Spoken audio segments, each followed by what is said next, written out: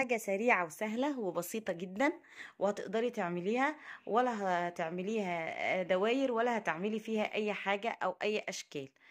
انا جبت الطعمية بتاعتي كده بالطريقة دي، اللي انا كنت عاملاها قبل كده معاكم، بس كنت مخزناها في الفريزر. الطريقة دي شفتها عجبتني قوي، قلت اجربها ما تفوتنيش الطريقة دي. انا جبت الرغيف بتاعي، الرغيف بتاعك لو صغير تقدري تعملي الطريقة دي في الرغيف كله كامل، لكن الرغيف بتاعي كان حجمه كبير، مش هيجي على قد الووك بتاعي. بدأت بقى ان انا اجيب جزء من العجينة دي وافردها بالطريقة ديت. فين؟ على الرغيف بتاعي عادي جدا، زي ما انتوا شايفينها كده.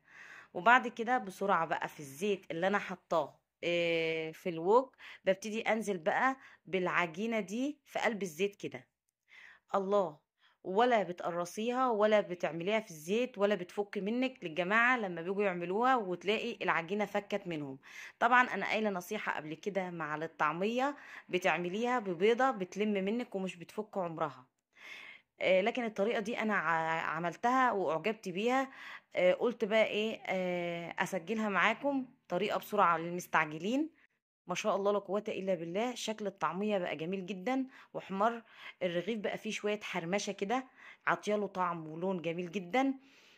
بدأت بقى ان انا هجيب شرايح طماطم، شرايح بقى خيار، عودين جرجير لو موجود، واقفلي بقى السندوتش بتاعك ده وبس. خلاص كده خلص الموضوع. اللي بيعجبه بقى الافكار بتاعتي ما ينسانيش بلايك واشتراك للقناة. وايه رأيكم بقى في السندوتش بتاعي؟ بقول لكم كان خطير وكان طعمه جميل، وجربوا الطريقة دي.